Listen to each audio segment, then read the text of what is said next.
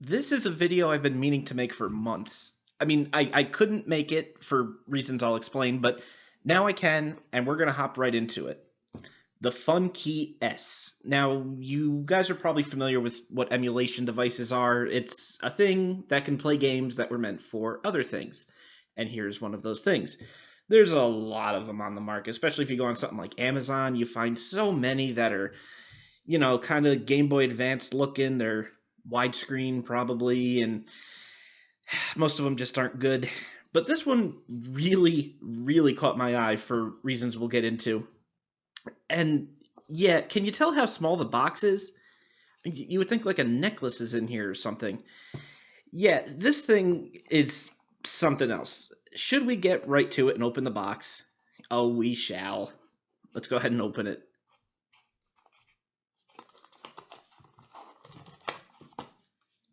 Look at this. Look at this. We'll come back to that. What else do you get in the box? You do get your micro USB charging cable. It does have a rechargeable battery in it. I forget what that had in it. Probably the console. These are very interesting. They actually give you extra buttons if you want to make the stock buttons a different color. They have no problem, literally, no problem with you opening it and doing with it what you want. It's kind of, honestly, it surprised me. And okay, you wouldn't get this with your Funkey. Allow me to explain. So when I originally got it, the buttons didn't work. Those are the buttons on the board, you see? Those are buttons. You learned something today. Anyway, yeah, they didn't work quite right. See, they would physically click, like you would hear them making a click, but that didn't mean it registered an input. And it's like that for almost every button on here. And it was a dang shame because I really, really wanted to play it, and I played it as much as I possibly could. But the buttons made it almost unusable. So I emailed them like, hey, here's what's going on. First of all, this took like a month to arrive because they ship them straight from China where they manufacture them. So this one took like a month to come in. And I sent them a video of what was going on, and they said, okay, we'll send you a whole other board. Cool. That took another month. I was waiting so patiently. I kid you not, I was checking the tracking every single day. But this is the defective board. There's a micro SD card slot there. So you could at least see what the board looks like. There's micro USB. Also, there's a little lanyard. I guess you could use it as like a keychain or something like that, but I don't know. It's so small. Maybe it's too fragile. I wouldn't recommend it. I removed it. It sits on like a little metal post in the case, but yeah, I took mine out. I wasn't going to keep that on there. Oh, look, I forgot about the manual. Look at that. It flips open like the Funkey. Is that, hold on, is that to size? Actually, the manual's a tiny bit bigger. What kind of goodies do we have in here? Buttons, function. Oh yes, the function key. It's not a select button, it's a function key. You press that with different buttons, you get different aspect ratios, control the brightness, control the volume. But you guys didn't tune into this to look at a manual. No. Let's get to the fun stuff. It's actually a quite sturdy hinge. It automatically boots up when you open it. But it's got a really hearty, satisfying snap, both when you open it and when you close it. This thing is strong. Yeah, it's not going to be accidentally opening up in your pocket or anything like that, that's for sure. Oop. There we go. Let's crank up the brightness a little. There we go. So this is your main menu, and I went and customized the buttons so they look like a Super Famicom controller because I couldn't help myself. So this emulates a lot of different things. You got your full Game Boy lineups from Game Boy to Game Boy Advance. You've got the Sega Game Gear, even PlayStation 1. Oh, I forgot it did Wonder Swan. I don't have any Wonder Swan games because I never really played a Wonder Swan before in real life. And your typical, your NES, your Super NES, your Mega Drive, a little bit of PC Engine there for you. You got the Master System, Atari Lynx, we got that on there. Yeah, this thing is a very capable machine, and from what I've noticed playing it, yeah, it's very capable, it's very good. And let's see what we should test it with. What kind of NES games we got on here? There are some homebrew ROMs that come preloaded on here.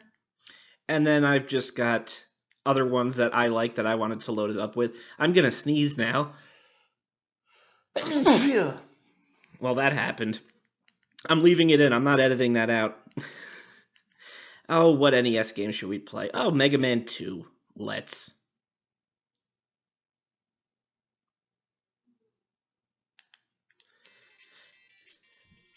By the way, again, can we just talk about how small this freaking thing is? Freaking, look at this. Look. Here's a Game Boy Micro for size comparison. Okay? It's not even as long as a Game Boy Micro when it's opened up. The screen's like the size of a postage stamp. Well, it's bigger, but I can't get over it. Let's see what this sounds like at full volume. It's actually kind of loud.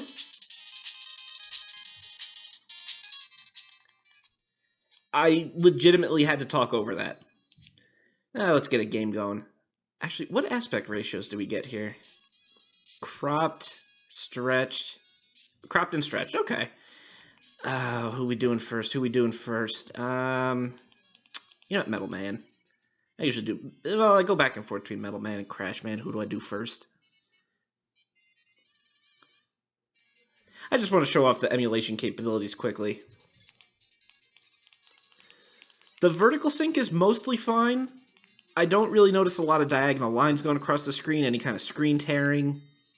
The sound emulation is spot on. The speed is perfectly fine. The buttons are surprisingly comfortable. Yes, they are really, really small, and I'm playing through the viewfinder, so this is kind of difficult. But this is very much playable, and look, if you press this menu button here, you can adjust your volume and your brightness in the tier, but you got your 10 save state slots. You could adjust the aspect ratio in there too. This is a fully capable, fully functioning emulation machine, and it's so freaking small. How do I get... Oh, there we go. Did I put Super Nintendo games on here? Donkey Kong Country 2, let's do that. Yes, I did. As I scratch an itch on my head while the ROM loads. Oh, wait.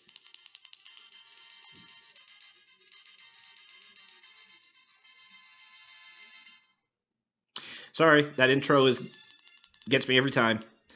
What options do we have here for the screen? Cropped, stretched. Okay, cropped and stretched again.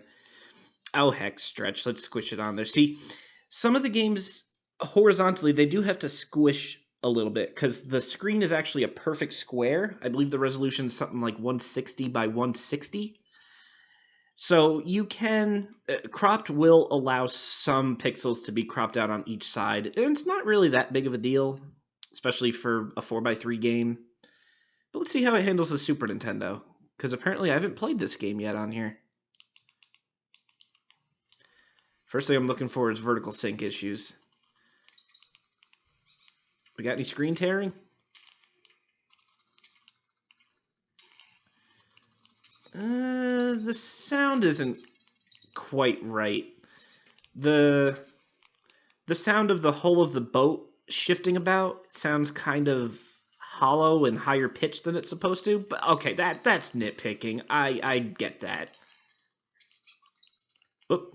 See, I accidentally hit the button I wasn't supposed to hit. But yeah, this is totally fine. Absolutely fine.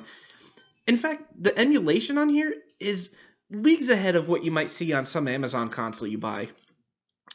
Exit game. Let's see. Let's try one more console. What else can we do? Did I put... I did put Sonic 2 on here. Let's give it a go. Resume. Now let's do new game. Boot it up from the beginning.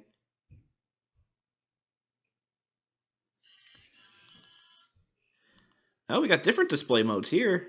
Cropped, scaled, zoomed 50%. How's the zoomed 50% look? Oh, that crops out a bit more, actually. We'll squish it in the screen there.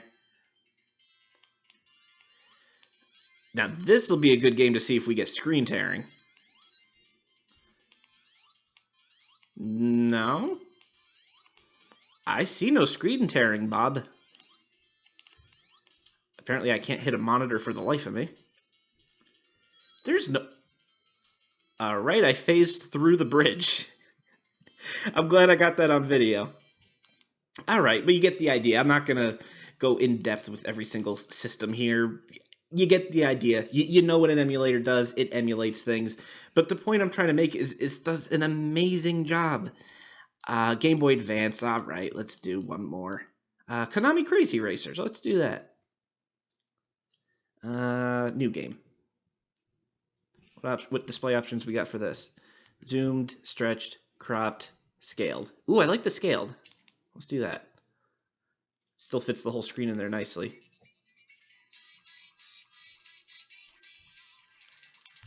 I think I had a save game. Yes, I did. Oh, go. Let's just eeny, meeny, miny, mo. Now, this has shoulder buttons, L and R buttons, which you're going to need for a game like this.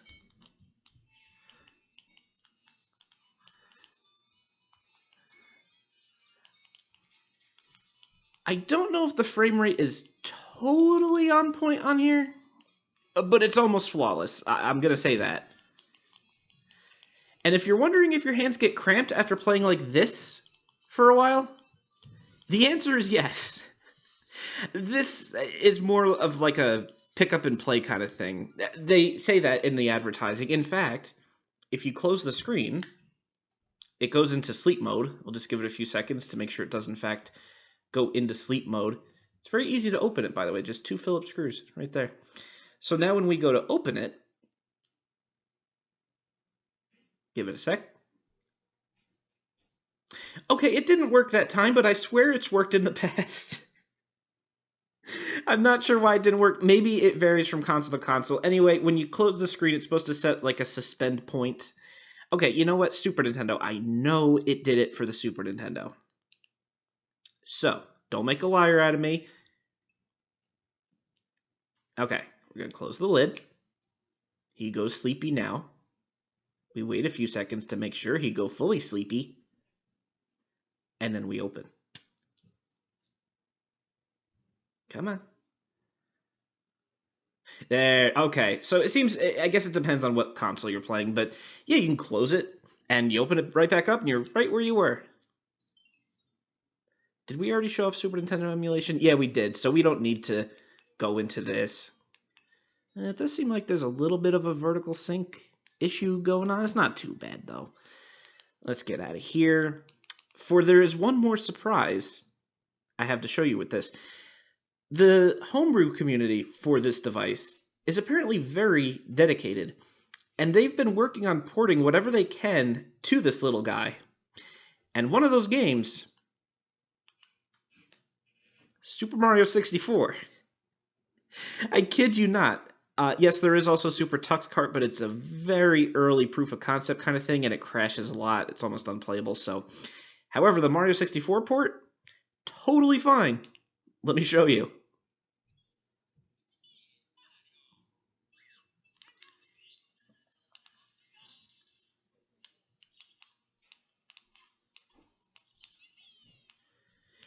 You are not dreaming.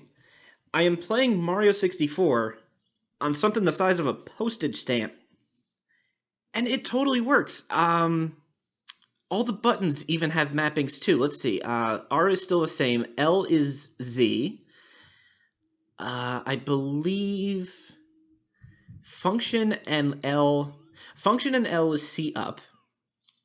Function and R is C down. There we go. Go back into that. And honestly, it's really not that bad playing it with a D-pad. I mean, we had to do it in Super Mario 64 DS, and I did that just fine. And look, I did that. I got all 120 stars. I don't know why I put myself through that. I swear it seriously cramped my hands something fierce, but I did it. I got all 120 stars into this port of Super Mario 64 for the Funkey.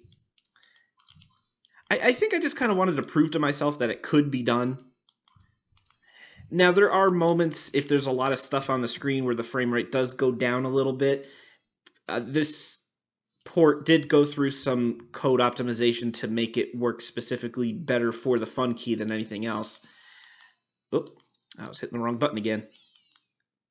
But yeah, I still can't get over that. Mario 64 on something smaller than a Game Boy Micro. Look at this. Look at this. Can I emphasize this enough? No, I can't. What else is there to say about this thing? I'm really glad I finally got to do a video on it. I genuinely really like this device, and this wasn't sponsored or anything. I bought this with my own monies.